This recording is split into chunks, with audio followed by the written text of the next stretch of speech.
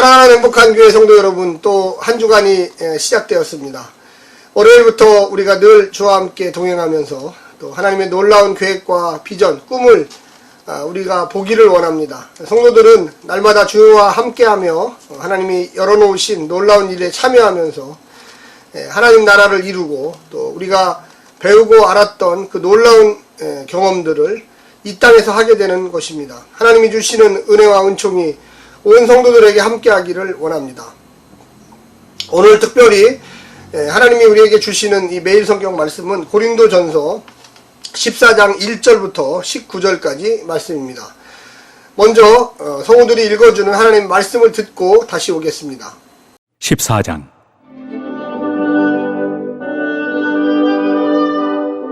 사랑을 추구하며 신령한 것들을 사모하되 특별히 예언을 하려고 하라.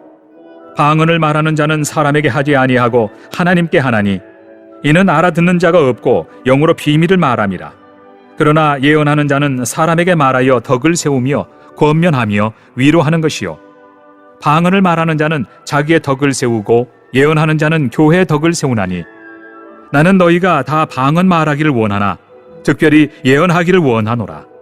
만일 방언을 말하는 자가 통역하여 교회의 덕을 세우지 아니하면 예언하는 자만 못하니라. 그런즉 형제들아, 내가 너희에게 나아가서 방언으로 말하고 계시나 지식이나 예언이나 가르치는 것으로 말하지 아니하면 너희에게 무엇이 유익하리요? 혹 필이나 검은고와 같이 생명 없는 것이 소리를 낼 때 그 음의 분별을 나타내지 아니하면 필이 부는 것인지 검은고 타는 것인지 어찌 알게 되리요? 만일 나팔이 분명하지 못한 소리를 내면 누가 전투를 준비하리요?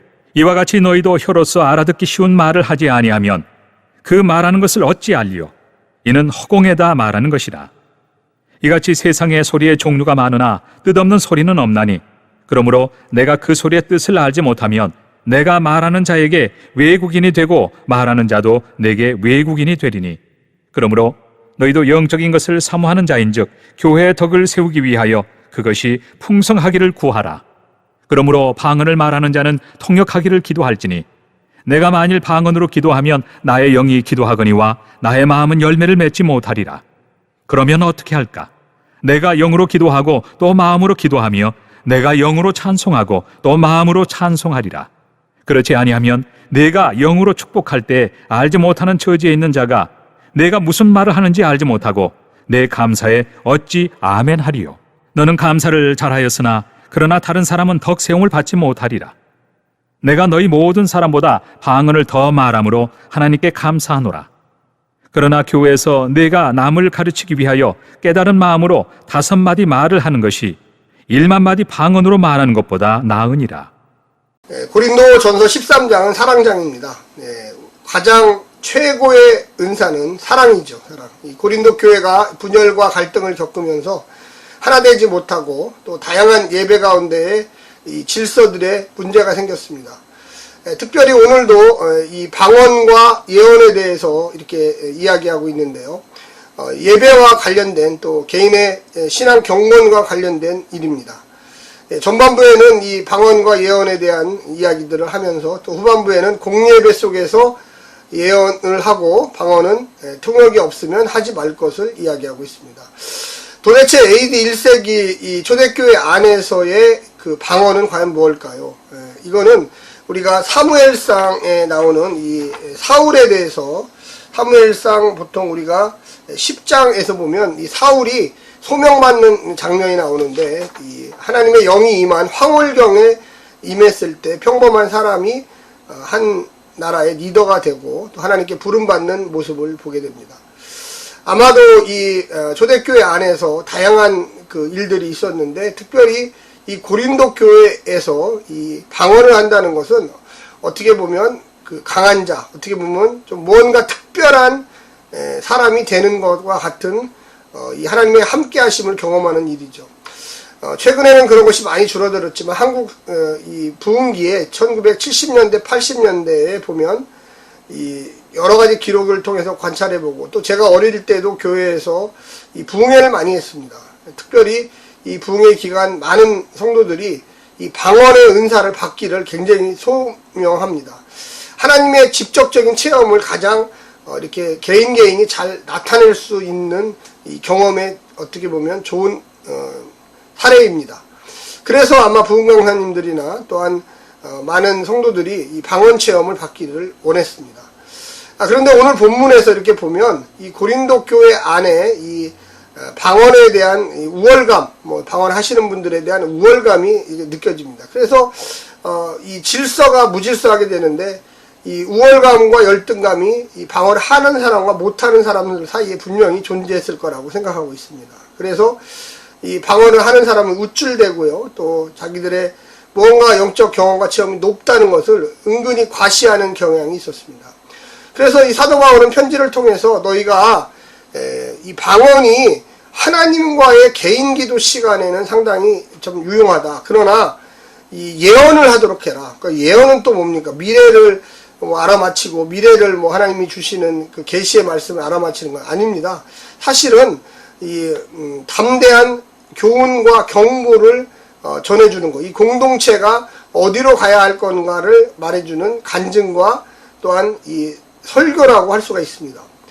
그래서 예언이라는 게 물론 내일 무슨 일이 일어날까 이런 거에 초점을 맞추었다기보다는 우리 공동체가 덕을 세우고 우리 공동체가 과연 어디로 가야 할지, 하나님의 뜻을 어떻게 이루어야 될지를 이 리더가 또 거기 또 은혜를 받으신 분들이 나와서 간증 형식으로 이야기하는 겁니다. 전도의 과정, 또한 여러 가지 어려움을 어떻게 이겼는지, 또한 우리가 어떤 교회를 형성해야 되는지, 이 어떻게 보면 대중적인 이 설교하고 관련이 많이 있습니다. 그래서 이것도 역시 은사로 봐가지고 이 방언보다는 개인적으로 하나님과 비밀이 하는, 개인이니까 혼자 하는 거지 않습니까? 이거는 공예배 시간에 하지 않는 것이 좋다. 그것보다는 통역의 은사가 있을 때만 이 공예배 가운데 몇 사람만 그것도 이 방언을 하지, 통역이 없으면 여기 비유를 들어서 얘기하는데 소리의 얘기를 합니다. 많은 음악에 곡조가 있고 또한 거기에 음이 있습니다. 그런데 그 음들이 화음을 못 맞추고 자기 멋대로 소리를 내버리면 이거는 공예가 되죠. 마음을 즐겁게 해주고 우리 영혼을 깨우는 그런 노래나 악기 연주가 아니라 우리를 짜증나게 하고 신경질 나게 하는 그런, 이 방언이라는 게 교회의 질서, 아까도 얘기했지만 갈등을 일으키는 우월감적인 요소, 나는 하나님을 경험했다, 그런 믿음으로 참 좋지만 역시 하나님과 나 개인과의 문제이기 때문에 다른 사람들은 알아듣지를 못한다는 거예요. 그래서 바에야 그거는 집에서 혼자 하거나 조용히 해라. 예배의 질서를 깬다.